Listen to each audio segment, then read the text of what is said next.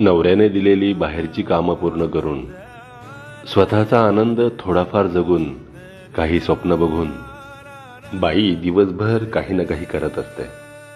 उसवलेल्या कपड्यांना हातशिलाई करते, डब्यातल्या पापड कुरडयांना काढून वाळवून पुन्हा ठेवते,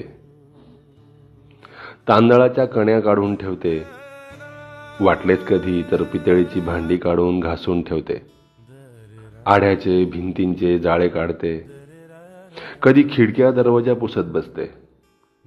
कपड्यांच्या घड्या रोज मोडणारच असतात तरी घड्या घालून ठेवते.